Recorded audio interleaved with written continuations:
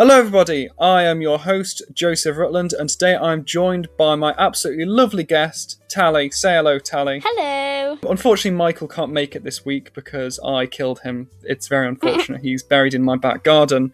But once again, we have two films, one chosen by me and one by... one chosen by Tali and one chosen by the late Michael. But yeah... First of all, I've got a question, Tali. Yes. So, it's a bit of a random question, but let's say, you know those worms you get down at the beach that leave all the little cocoons in the sand? Yeah?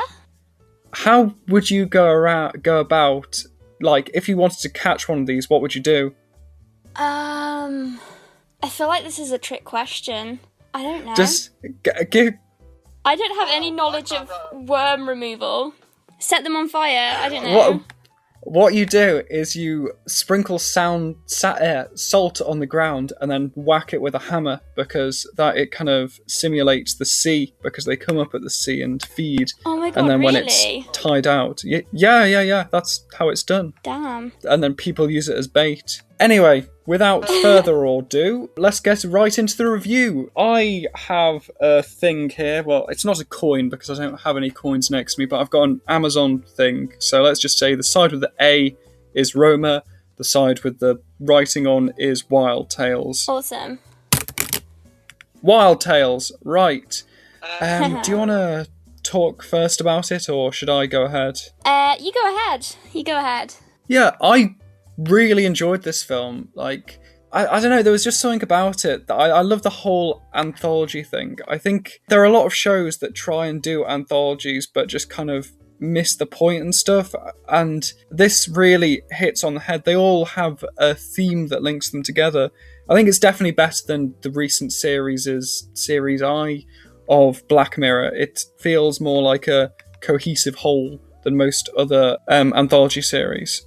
Sorry, I've got to say, watching it, I was thinking the whole time, this is right up your alley. Like, this is the kind of thing that you're into. Oh yeah, I was totally into this. This was like my jam. I was absolutely loving it. Yeah. Yeah, I loved it. I think that all of the different ideas were unique, and it always kept you guessing as to what would happen because none of the things, like, it's so difficult to explain. Like and everything, it's so well paced as well.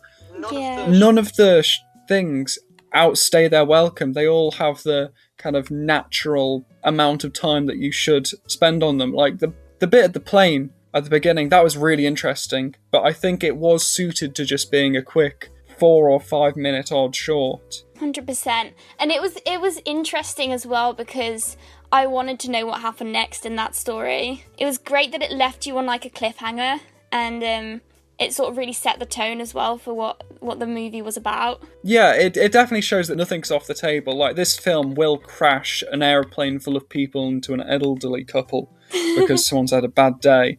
Like, so you know that there are some heinous acts going to be committed in this, and I mean, the one with the car, that is some pretty heinous acts. Oh, right, yeah, I need to speak about this. Speaking of the heinous Go act, ahead. The first time, well, when I first watched it and was like reflecting over it straight away, I was just, all I could think about was how vile everything was. Oh yeah. It made me think of like Quentin Tarantino. How they were literally just showing like the most vile and disgusting elements of humanity, but somehow making it comedic. Yeah, I know. Like, we literally had a man shitting and pissing on someone's car, and it was still kind of funny. It was disgusting. And it was two people going out of their way to brutally murder each other, and yet it was somehow light-hearted. And I think that is one of the greatest achievements a director can do. Just that kind of juxtaposition, really. It is, yeah. But I find myself asking, could this sort of style of cinema, could it ever reach a point where it's kind of dangerous? Because if we're shown all these really dark things in a light-hearted manner too often, we could almost become desensitized to it. Yeah. And so that's the thing that concerns me about it. And at first I hated it. But then when I thought about it, I was like, actually, this is a brilliant movie, but I can't deal with all the, like, horrible nastiness of it. Yeah, that we watched another movie like that the other week called Dogtooth, and that was absolutely horrific. There was a full blown incest sex scene. It was wild. I know. Watch that one with Edward. I know. But yeah, what was your favourite out of the anthology stories? I really liked the aeroplane one, Oh yeah, and that I was really good. liked the final one as well, of the wedding. Those are probably my favourites. The wedding one was just absolutely insane. It was insane. Oh yeah, I want that to know was what mad. went through his brain. I know, like, why would you invite the woman that you've been cheating on your wife with to your wedding? It's like the stupidest thing you could do. I know. And it's just, to be honest, I love the wife though. She was a badass. Yeah, she was cool, but like it poses an interesting moral question. Like, she is also afterwards, after she found out, done some pretty heinous shit. That's true. Is she still in the right after doing all this stuff? Because like in the beginning, shagging the cook, maybe that was justified, but like everything afterwards, like assaulting people, all that kind of stuff, I know. It's raised some interesting questions. But yeah, I think, as you said earlier with this film, like the idea that it desensitizes, I think, you know, with art in general, it can be quite dangerous to censor it. Like back in the day, you weren't allowed to swear and stuff in stage plays and stuff. Mm-hmm. I feel that, like with Burkoff, pushing stuff to the extreme it can be to a place where no one would actually go, I think that sort of makes it do a 360 turn, because people will know that it is a parody of violence that could never, well, hopefully would never actually happen. Like, there's a game called Warhammer 40k, which is so outrageously dark that, you know, no one takes any of the completely dark stuff seriously because it's just so dark. Right. It just kind of goes in a circle thingy-madoodah. I think, Sorry, go on. I think my favourite one out of the anthologies was definitely the one where the man in the parking ticket, because I just loved that one. I was expecting at that point for there to always be a horrific ending, but that actually had a nice ending to it.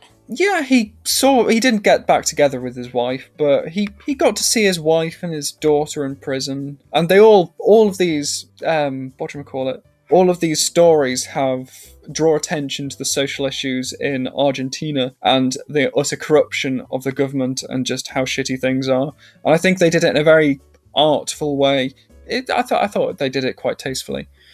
Yeah, that one specifically showing how corrupt even the DMV is, the people who tow the cars away, that they will just take your money if you've parked on somewhere that's not a double yellow line. It's outrageous. It's the kind of stuff that would be going on in Middle Ages Italy or Renaissance England. You wouldn't really expect it from the 21st century, but it's quite interesting to see that it does happen, and it's absolutely heinous.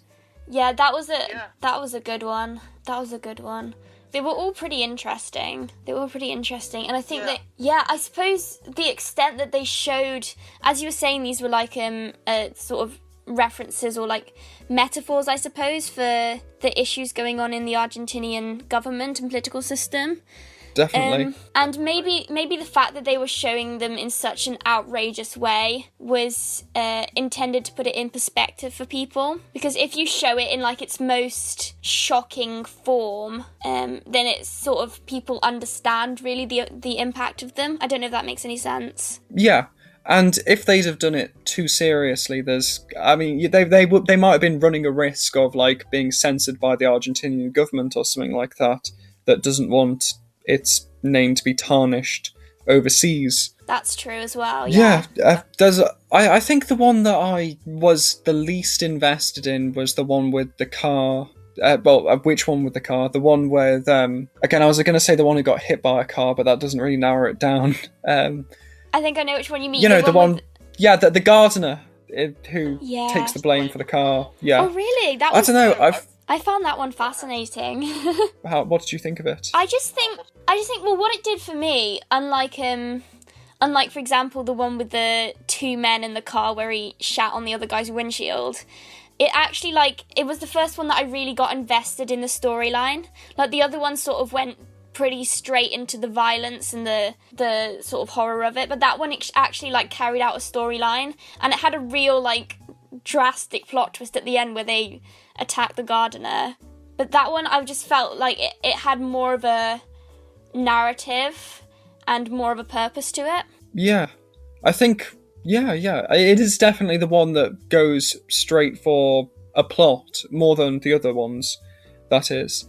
And I don't know, I felt the ending was kind of ambiguous because it's kind of like left up in the air because the sound, it could either be him being like beaten to death, or it also kind of sounds like camera shutting and closing, taking pictures. And it goes black when you hear the noise, so it's kind of like, has he been beaten to death, or is it just like the paparazzi people doing their thing? Very true. It did show somebody hitting him though, didn't it? So it's Yeah, but of course that could just be like one person acting of their own agency. I think the director, as far as I know, he hasn't really done anything else, and he both wrote and directed it, which I think is quite impressive because the writing and the directing have both stand out, and I would absolutely love to see something else by him, because I mean, there's a lot of good directors that have done like a lot of stuff, like Yorgos Lanthimos, who did Dogtooth. He's done a lot of stuff, but I'm going to be watching this director's career with quite some interest. I want to see what he puts out next, because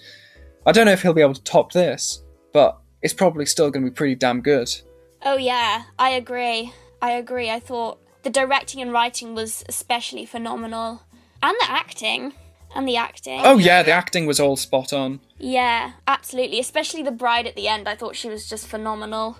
Oh yeah, the bride was definitely good. She was brilliant. And the groom, everyone in that end bit was good.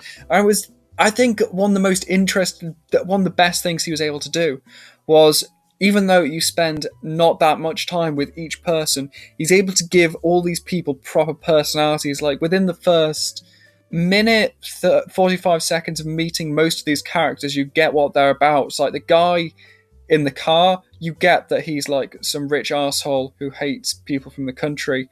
The first time, when you meet the bride, you know that she's kind of, she can be a bit paranoid and... crazy. Maybe she can be a crazy bitch. Yeah. Yeah.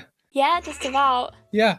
It's great. And it's really good characterization. Like, I would highly suggest anyone who wants to characterize to take a look at some of these characters and like try acting like them yourselves, because I think that'd be quite a good exercise, because they're all very distinct. They're all completely different. Yes. And I think that, there's no two characters that feel like the same person, because like other writers like Stephen Moffat, he pretty much writes every woman as the same person, which, I mean, it's not good that he does it like the same person, but it's an interesting personality that he writes them with. It's just the same personality. Yeah. And I think that's one of his biggest writing downfalls. But for this, everyone just seemed so unique, with so many distinguishing features that, like, I mean, I was about to say you could watch it blindfolded, but I needed subtitles, so I don't think I could do that. But that would be an issue. Yeah. But yeah, that would probably be quite difficult. I completely agree with that. I completely agree. It's insane. Like, in the scene with the cafe where they stab the horrible customer. Oh, I'd forgotten about that one. Yeah. That one was probably the least memorable. Yeah. And it's probably one of the, aside from the plane, it was probably the shortest one as well. But that was incredible. You could really tell the characters from pretty much their first line. Definitely. And I think it was like 50% writing, 50% acting for that. It was also fascinating to me how the actors were able to tell the stories, especially going back to the wedding one. Like, that story is absolutely crazy and just completely unrealistic. And I think... But it makes sense. Pardon? But it makes sense because of, like, how convincing the acting is. Exactly. And it was just such a mammoth task. I have no idea how they went about it, because it went from 0 to 100 in, like, 2 minutes. Yeah, it was no time at all. Yeah. That was really incredible. The one where she stabs the man in the restaurant as well, like, it left me with quite a suspense. Like, what did she do to get into prison? Because she has zero care in the world about just casually murdering someone. And it's like, what did she do? It's like that, the whole thing, the whole mystery box. Like, what shit has she done that she can just casually murder someone and, like, is so nonchalant about going... And it kind of, like, as well, it's like sorry, I don't know how to describe it. Like, it makes you wary of stranger danger kind of thing. Like, you never know who is cooking you dinner unless you're, like, in your house. But like, you never know who's on the other side of the counter, and it's a good idea not to piss people off, because you don't know how dangerous any person ever could be. Yeah, exactly. You don't... Just don't. I think that's the moral of the story there. Don't piss people off. Don't be an asshole. Yeah. Yeah, actually, yeah, that is a running theme throughout the whole thing, because the first thing is, like, he's getting revenge on people who've all been arseholes with him. Mm-hmm. And then the second one is getting revenge on that arsehole in the car. And then they build up the layers of revenge. And then that one, obviously, that guy's being an arsehole. And cheating counts as being an arsehole, definitely. But yeah, just don't be an arsehole. Try to be as good a person as you can be, is the general moral of the story, or you'll get stabbed in a cafe and beaten to death and poisoned, and your wife will fuck someone in front of you if you're not a good person. Yeah. Well, some people are into that. Yeah. True. Yeah.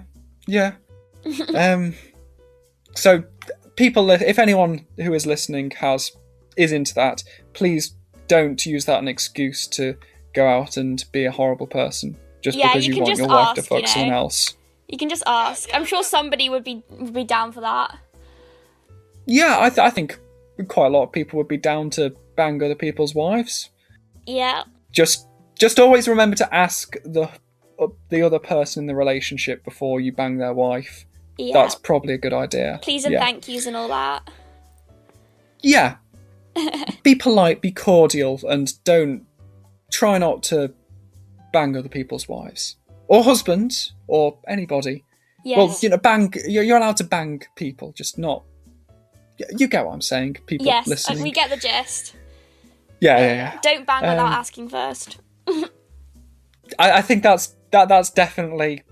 listen to Tali, do not bang unless you've asked first. Yeah. Definitely. Sorry, go for it. Oh, no. I was trying to think of something to say. You go for it. You know what else really stood out to me in this movie? Was the soundtrack and how they used that for comedic effect. I love the soundtrack. It was brilliant, especially I first noticed it in the first scene when they started to notice that everybody knew the same guy, and then you could just hear the little violins in the background, and you could tell something was coming, and it was very slapstick and gimmicky. It reminded me of one of my favourite directors, Taika Waititi, and the sort of gimmicky... Oh yeah, Taika Waititi, yeah. He's brilliant, I love him. But it reminded me of that and the sort of gimmicky, slapstick, larger-than-life comedic element, and that was largely done by the soundtrack in that scene, because without that it would have been more terrifying and less funny. Yeah, I get what you say. I get where you're coming from that, because it... Come to think of it, because I watched What We Do in the Shadows a couple of months ago, and it does kind of... I mean, obviously it's not the same, but it does kind of have similar vibes. I feel like it could be put into the same kind of subgenre of directing style and writing style kind of thing. Absolutely. I love that kind of style. I'd be quite interested to see who the sound person for this was, the guy who designed the soundtrack, because I would be interested to listen to this on Spotify, to be honest. Oh yeah, I can imagine myself going on a massive road. I mean, obviously not listening to just this, but putting this on when I'm bombing down to the Lake District in my Well, not my car. You know what? I've got a road trip coming tomorrow. I might have a look. Give it a good listen. Oh yeah, you go for it. Do it.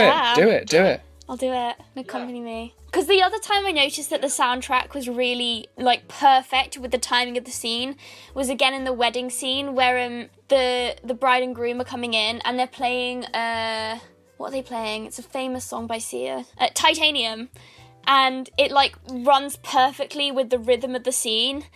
And it builds up to the whole dancing thing, and I think that's like it's just so well timed, and it's like a choreographed dance, except they're not dancing. I know, the mixing of this movie and the timing of it is just, it's just so good. Everything's just so perfectly timed, and that whole scene where they're both dancing together whilst they're having the first dance at their wedding whilst discussing the affair, and I just loved that. Like, they're keeping their mouths hidden so no one can quite hear them except us audience. I know. And then it was just great. And then I mean, everyone from that whole wedding thing, I think my favourite actors from my favourite bits of acting were probably from the wedding short thing, because like, it's not just the bride and groom. The cook was a good actor, the mother of the groom was a good actor, the father of the bride was a brilliant actor. They all just gave such life to it, and you could, from all the actors, you could just feel like an energy coming from that. Yes, it's very difficult to get. Yeah, it is exceptional. I mean, I'm gonna say the cook really creeped me out. He like reminded me of like a creepy old man. He was horrible. I hated him. He was giving me some dodgy vibes. I was thinking, oh no, you're not just gonna bang this random guy. Oh no, you're going to regret this in the morning. I was like, at least find one that isn't a creep. Yeah, like... She should have banged the best man. Bang the best man. That would have hurt them. That would have hurt the groom much more. It would have. You know, that's what she wanted to do. Don't just bang some random guy chef who looks like he hasn't washed in like a while. You're going to catch chlamydia or HIV or something. I know, that's also a point. There wasn't any protection involved. That's pretty dangerous. Yeah, I suppose she could end up giving her husband a STI, which that would be might be revenge. A good form of revenge. That would be great revenge, but at the same time, she would also get it, so that's less great revenge. Yeah, true. Her plan... Well, obviously she's in like the heat of the moment, but like her whole plan of I'm going to fuck every man that's ever nice to me, that I can see that going very bad. Yeah, it's a bit problematic. I think if she was looking at it from a realistic point of view, she would say, I would bang every man that's nice to me, but safely, or something along those lines. It is a bit, a bit far-fetched, I suppose. Yeah. She's obviously not going to be carrying condoms around with her everywhere she goes. True. Especially not in a wedding dress. That wouldn't surprise me. She strikes me as that kind of girl. Yeah, I guess she did kind of give off those vibes. Yeah. I loved also, like, the vibrant colours of this, because, like, everything was just so saturated, but, like, it just kind of... I don't know, the colours just popped in this, and I was there for it. I loved the colours. Yeah, I do love a good colour scheme. Yes, although unfortunately Roma didn't have a colour scheme. I know, I know. Ooh, it's getting ranked down for that. I'm sorry. I know, that was sad. But yeah, no, it was a brilliant colour scheme, and I loved like the angling as well. Like all the framing was really unique and well done. Yeah, the cinematography was all absolutely spot on. I think that I'd love to see the cinematographer and other things. All the shots were so perfectly set up. Yes. It's definitely one of the best set up films I've seen in a while. And I've seen some pretty damn good set up films in the recent time. I mean, I watched Kill Bill Volume 1, and I think I prefer the directing in this to that. And it's quite, both of them feature a violent bride who's been wronged on their wedding day, so I suppose that's a link between the two. A rather tenuous one, but there we go. Have you got anything else to say? Have you? I can't think of anything. Shall we go on to final thoughts then? Yes. Yes. Yes. Do you want to start out? Yeah, I'd love to. I think that this is one of the best films I've seen in a while. And I know I gave a film 10 out of 10 last week, but honestly, I'm so sad Michael's not here, because I wish I could just say, Michael, thank you for suggesting this film. This film was great.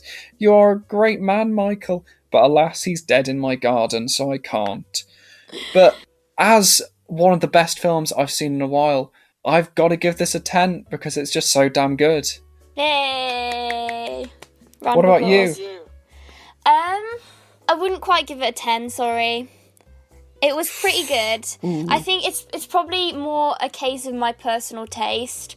I just found it a bit too vile. So I'd probably give it... Yeah. I'd probably give it, for me personally, maybe a 8.5 out of 10. Yeah, 8.5. I can see that from your point of view.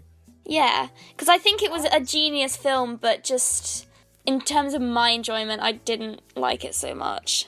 Yes. Anyway, how about you lead us into the next film? Yeah, Roma. I loved Roma. This is much more up my alleyway, I think. I was listening to your podcast that you did with Sophie, the episode you did with Sophie earlier today, and she said that there's an issue with directors sort of taking a boring storyline and trying to get away with it by making the film really artsy. And I feel like you could say that about Roma, but I see it as the art is what the film's about. It's not about the storyline. And I think it did that amazingly well. It's all about... It's like the movie Call Me By Your Name as well, where it's not really it's not like a gripping plotline, but you're just so invested in the character and in the emotion and also in just the setup and the artistry of the film that it's not about having a fascinating story. So I loved it. I can't say that this was really up my alley. It's not really my genre of film, to be honest. Yeah. But, I mean, it was cinematically a great film. It just... I just wouldn't say it was very entertaining, personally. Yeah. I do feel that... I mean, I was able to, in the first, shot, it was just water going up and down in black and white, and I was like, oh my god, this is going to be so artsy-fartsy, isn't it? This is going to be so pretentious. Yeah, you weren't wrong. And it surprised me. It wasn't as pretentious as I thought it was going to be. It was better than Ida.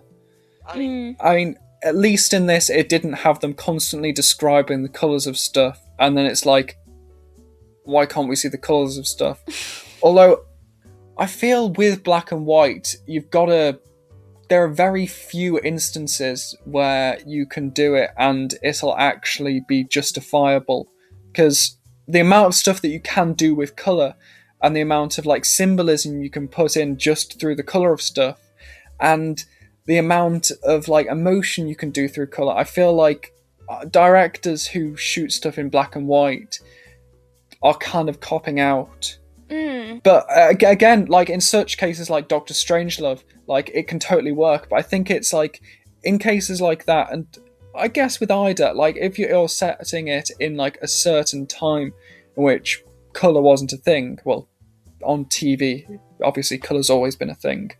But if you were setting something in the 1930s, then having it in black and white, I think that'd be quite a nice stylistic thing. But this in the 70s, I don't know, I wasn't digging it too much, personally. Yeah, I don't know what my thoughts are on the black and white.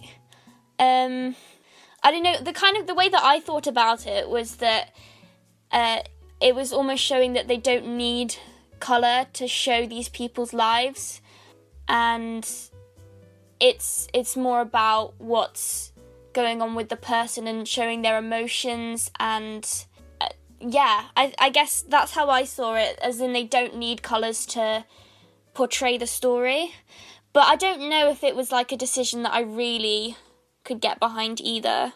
It didn't make a lot of sense to me. Although I have to say I wasn't invested with all the story strands, but I was definitely invested with the whole thing of that the girl who's baby daddy has ran away and has just left her. And it's like, what a shitty chap. Like, Great to just, to just nut and bolt. It's like one of the worst things you can do. It's completely irresponsible. And also, since we're on that, I really want to talk about the cinema scene. Because that was just exceptional. During where they're watching the World War II thing, and then she tells him that she's pregnant, and then he just fucks off. That had me on the edge of my seat.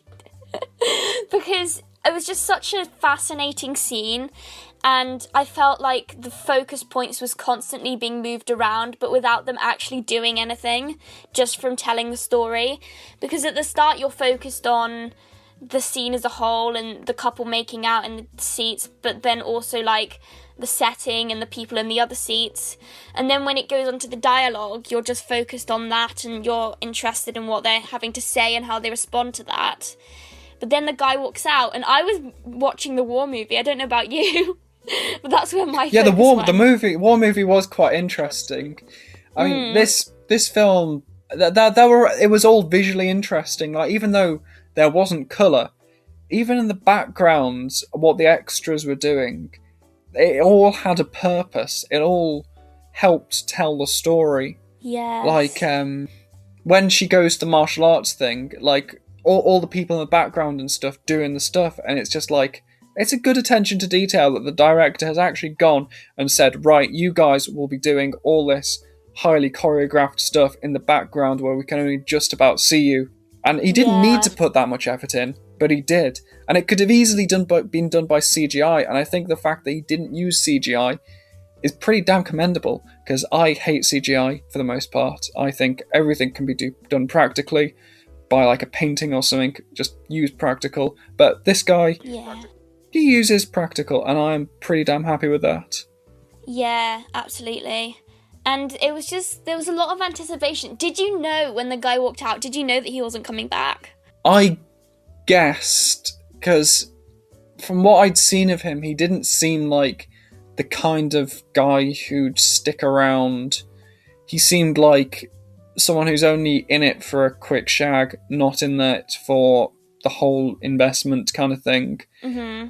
And the way he was like throwing his martial arts around the bedroom, I was like, this guy's a bit weird, isn't he? Yeah. Literally and figuratively. Yeah, like, who would do that when they're about to have sex? Like, just spin a stick around and be like, yeah, I'm a ninja. Like, I know. That's just so weird. That scene was hilarious, though. I feel with that scene they didn't need to have his dick out, because I feel like they did that just so they could raise the age rating up, and so it'd be seen as a bit more of a prestigious film because they have a higher age rating. Really? And the only way they were going to get that... Well, that's what I think. I think that's why they had his dick out. Because that's the only time there's any real nudity in the whole thing, as far as I can remember. Yeah. Because, like, even when she's, like, giving birth, we don't really see, which is probably for the best of most audiences don't want to see someone giving birth. Yeah, and I guess in the giving birth scene, it was much more about focusing on what the character was thinking, and it wasn't about, like, because they showed that entire scene in one shot, and it was just of the Cleo's reaction to what was happening, and then all the like things in the background. So I think that scene was much less about the physicality rather than what the character was thinking. But I thought it was really funny that he was just arse naked. That just made me laugh. And you can just see like Cleo cracking up on the bed, and he's just making an absolute idiot of himself. Yeah, I think a definite theme throughout this film is men ain't shit. And yeah, because like, I mean, I originally thought when the husband left the wife that there was going to be like some cool romance between the maid Cleo and the mistress of the house. I thought they were going to turn out to be lesbians or something like that. Whoa, that would have been a twist and a half. That would indeed have been a twist and a half. I because I've recently watched Portrait of a Lady on Fire. Well, I say recently, it was a couple of months ago, and that just kind of like got me assuming, oh, are those two gonna be like girlfriends kind of thing? But then they weren't. That's awesome. I love that that's where your brain went with that. But I don't know. I and you don't really get to see the man who leaves the I don't know, mistress of the house. Yeah. You just see him rolling over the dog shit, and then you hear about him. And I think that kind of like, it's kind of symbolic of men in the 1970s in general, just not because you don't really get to see him. And of course, he's not really seeing his kids, and he's not being there for his wife kind of thing. And I think that's the fact that you never see his face. It's kind of like symbolic of that kind of thing. I don't know. It's just what I think. Yeah. And it's showing that the story's about the women and not about all the men that are making their lives miserable. So it's really good. I actually did some research on this, and the director and writer, I forget his name at the moment, but it's autobiographical of him, and the maid and the mother are actually examples of his, or based off his maid and mother when he was growing up, and it's a love letter to the women in his life. So I really like that it's written by the son of this woman and her maid, and they're very powerful women that have brought him up. And I think it's really great that he's written a story that's just about them, and it's not about any of these outside influences, and it's celebrating the power of women. Yes, definitely. And I think it was very beautifully done. Oh yeah, I mean, for the most part, it was a gorgeous film. I wasn't very engaged with it that much. I did kind of get bored a few times, and I started painting something at some point, and then I continued some work on a mask I'm working on for fun, I suppose. But nice. Halfway through it, it's like made of a nice backdrop for getting other work done. I think I painted my nails while I was watching it. Yeah, I think whilst all of it is good, I think it could have been cut down a bit, because 2 hours, I think, is a bit excessive. Yes. Yeah. There was a lot of, I mean, it feels like a long thing, but as I said, like, again, it's more about the artistry and not about having a gripping plot line. It's like, I was thinking of this earlier, and I thought it like sort of compares to, say, like a Van Gogh painting, where you don't look at it because it's like gripping or fascinating necessarily, but you look at it because there's just a genius of artistry behind it. There's always a mastery behind most art pieces, unless they're like really shit, that you can like appreciate and just look at and think, like, they had some great child actors in this, like, and directing them, and like every scene, they all look like this must have been a bitch to set up, like getting everything to look actually like Spain in the 1970s in the middle of a civil war. Like, it must have been so goddamn difficult for the director and the cinematographer, and it's just mind-blowing, like, all the stuff and the locations that they use. Like, they use these massive houses, and they go through like the countryside of Mexico, and I didn't know Mexico had such a beautiful countryside. I know. It's just, I mean, if we were allowed to leave the country, I'd go there if I had any money. Oh yeah, me too. I'll come with. Oh yeah, totally. Well, you can come in my suitcase. Yeah. But yeah, no, that was the other thing. The sets were exceptional, and the detail was just above and beyond. It's just everything, and the places looked really lived in as well. And I think that was the point. It was sort of, The movie had a very simple beginning and a very abrupt ending, and I think that was to symbolise the fact that you were sort of dipping in and out of this woman's greater story and just seeing part of it. And so the fact that it looked like a very lived life and like she went in places that looked very used was really important, and it was great detail. Yeah, I think it's also kind of symbolic of... We learn a lot about this woman, but no matter how much you know about someone, you can never know the full story kind of thing. And I think that helps with the abrupt ending, because we don't know there's not really a satisfying conclusion to it. It just ends. But Yes. of course, in most people's lives, there's never a satisfying conclusion. It just goes on and then it ends. Mm-hmm. Yeah.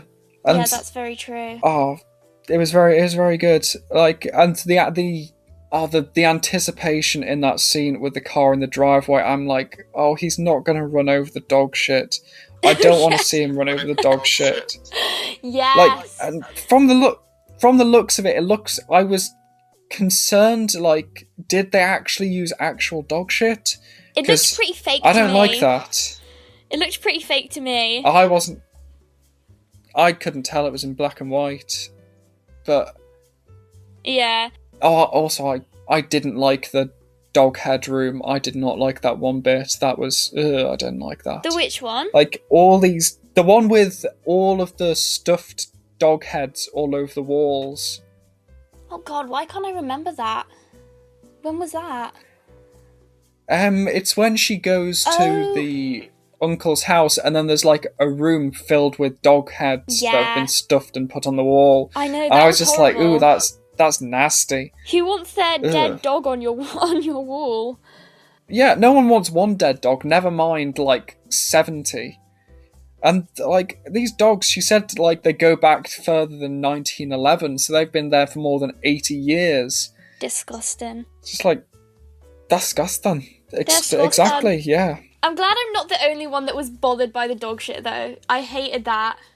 That literally, like, triggered me. Like, why is it just sitting in their yard for kids to step in and cars to drive in?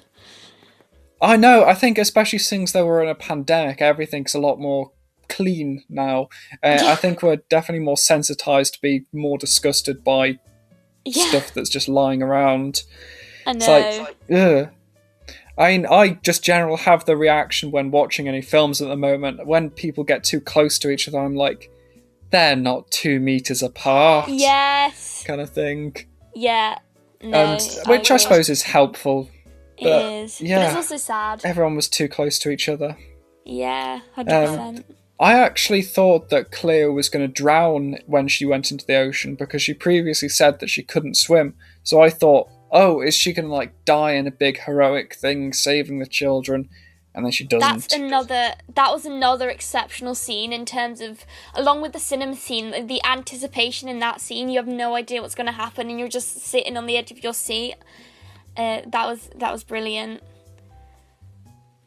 Definitely. It was a really sweet scene as well, because it had this big dramatic moment, and then it just ended in her breaking down about her miscarriage, and almost it ending in a sense of relief that she sort of got out this emotion and she's had that chance.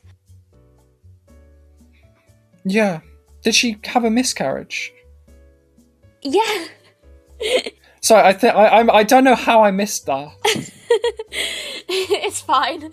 That's the scene where, you know, when she gave birth. That was probably when you were making your mask or whatever it was you were doing, or doing your painting. Probably, because like I saw them hand her a baby, and then for the rest of it I was like, hang on, where's the baby gone?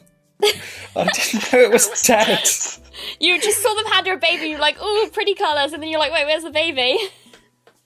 Yeah, like, it was just like, oh, they just written the baby out. That's a bit lazy. Oh my god. Yeah, she had a miscarriage. And, yeah, and that was that whole scene, which I thought was exceptional acting, and why the actress, and I can't remember her name either, which is really annoying, but why she was nominated for an Oscar, because that was just so exceptional, and it was the entire focus of the scene was on her. But yeah, it was great. I loved it. It was a beautiful, visceral display of emotions. Yes. And I think it really, like, if anyone deserves an Oscar from that film, it's her. Because I wouldn't say she carried it on her back, because everyone was so damn good. But, like, she excelled with, like, all the stuff she was given. I don't think there was any bit where I doubted her character as, that she is that character. It all felt so genuine. Yeah, 100%. And she had very little lines as well. If you think about it, she doesn't speak a lot in the movie, which also speaks volumes for her acting ability. Yeah, just to be able to display all that emotion physically, it's very commendable. Definitely. I also like how the main woman in the house, she wasn't just it would have been so easy to write her as like a one-dimensional shouty villain mistress of the house, but they actually took the time to humanize her. So just all of the characters felt so rounded. Yeah. To the point where even though you haven't met the mistress of the house for that long, you genuinely feel quite upset for her when you find out that her husband has ran away with some woman in Quebec. Mm-hmm. And you feel sorry for the children as well, because they're just kind of left there with a dad who's fucked off to Canada. It is. It's really sad, and great acting from all.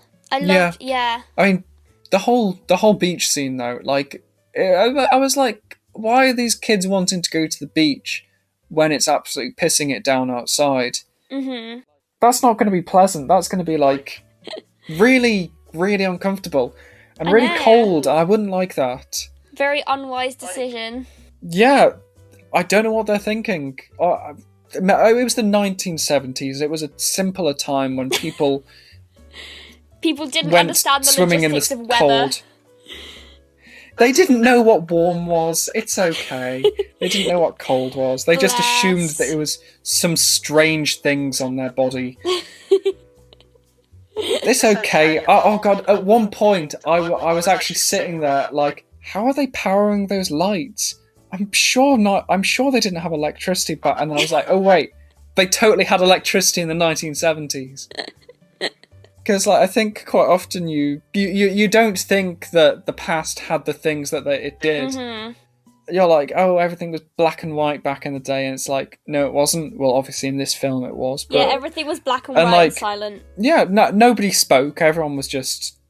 Everyone just walked around. Boring. Funnily, that's everyone... And they all doffed their caps at the neighbourhood squire. Oh, yeah. Wearing their black and white uniforms, looking like a little pilgrim. You're either a pilgrim or you're a king, and there was no in between, and you were either a good guy or you were an evil robber who will get caught by the law and sent to 1970s jail, or 1530s jail, or anything in the past. And this was just how the world was until 2003, and then suddenly everything was invented. Yeah. I don't know, maybe earlier than that. 2002 at the earliest, because that's when I was. So I brought about this change. 2000, everything started in 2002. Yeah, it was all me. I created colour. Yes, like you can thank me for that. You invented colour, weather, speaking, all thanks to you. Yeah, like people didn't know what to say before I came along. Yeah. Oh, I wish Michael could have seen this film. He would have loved it. Roma. But I'm actually speaking like he is dead. Yeah, Roma. Oh wow, good. He's got good taste then. But I think he would have quite liked this. I don't know if you're the first, but like I think earlier, on a previous cast, I don't know who it was, but they were like, oh well, I would have either chosen this film or Roma, and really? I chose this film. Yeah, and like it gives like the same kind of, people praise this film the same like amount and kind of praise as they praise Parasite kind of thing. And I really like Parasite. I thought that was, I was on the edge of my seat for Parasite for the most part. Brilliant. That was some of the tensest shit I've seen. I won't spoil it for you. it's pretty damn good. You'd enjoy it. Awesome. I'll give it a watch. You totally should. The director of Parasite, he's done quite a few good things. He also did Oksha, and he did this nice little film called Sea Fog, which is also pretty good.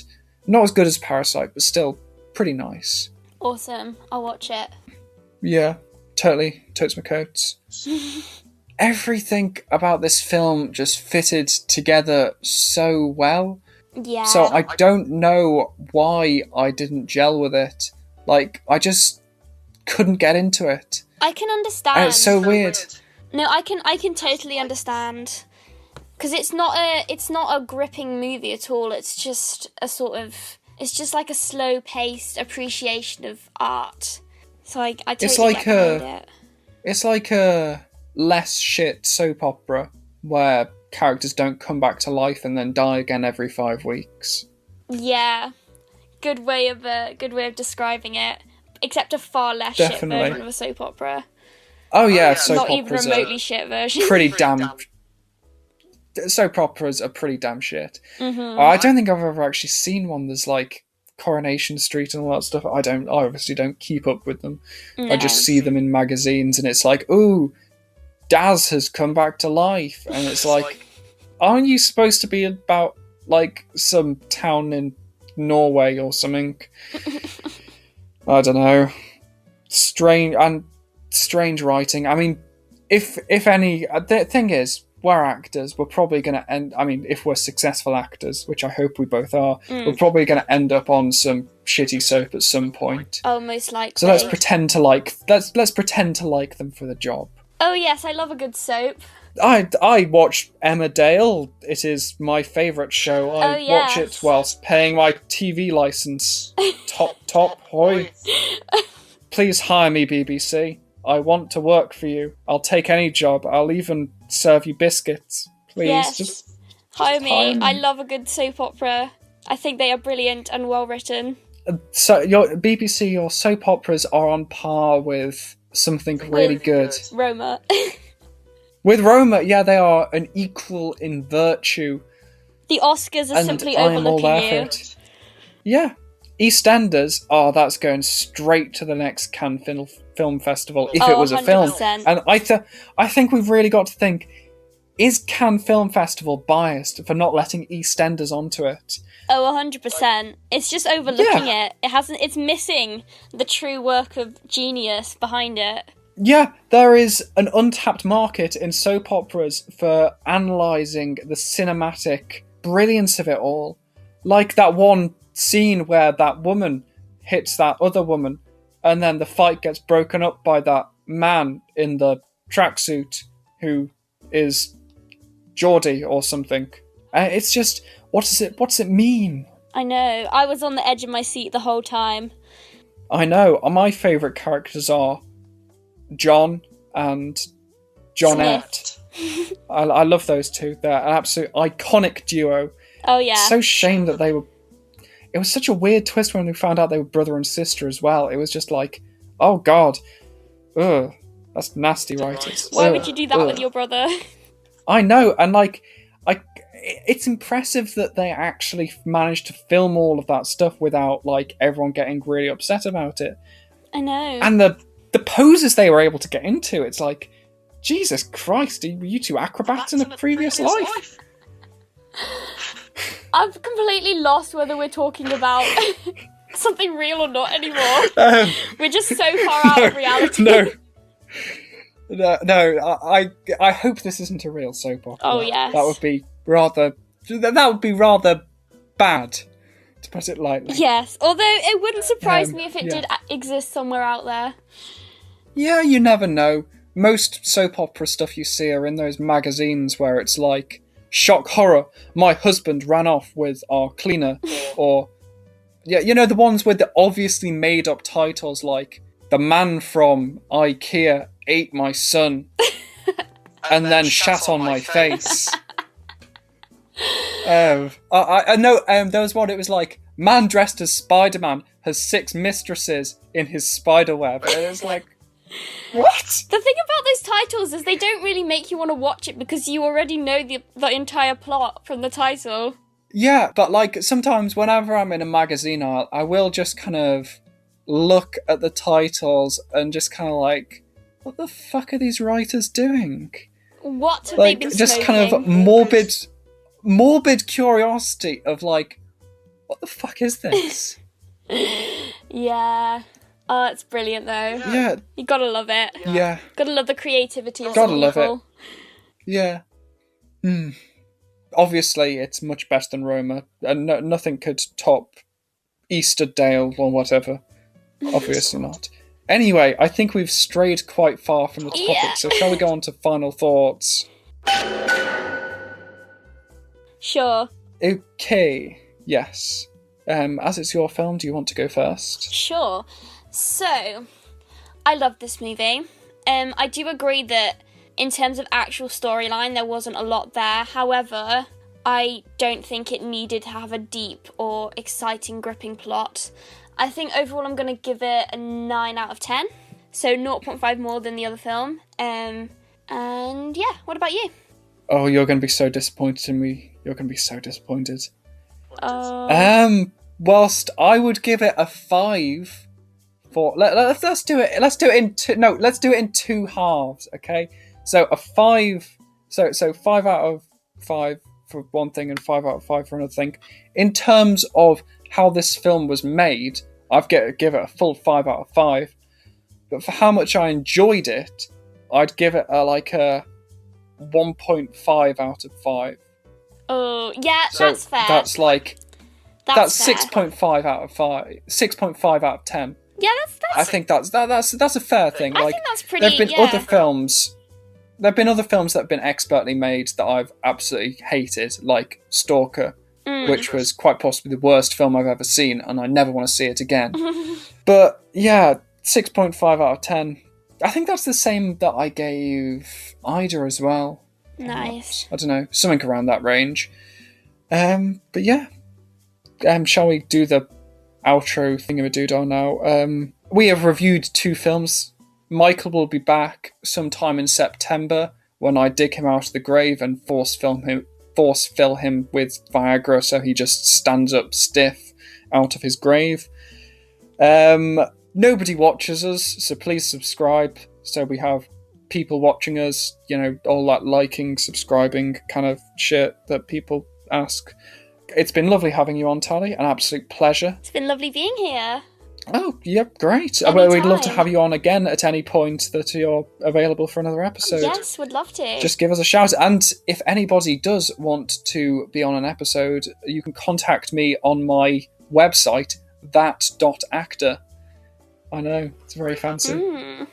And yeah, you can find all my contact details on there. Anyway, this has been half of the JMC Cast, the Joseph and Michael cast, or the Joseph cast, as it is at the moment.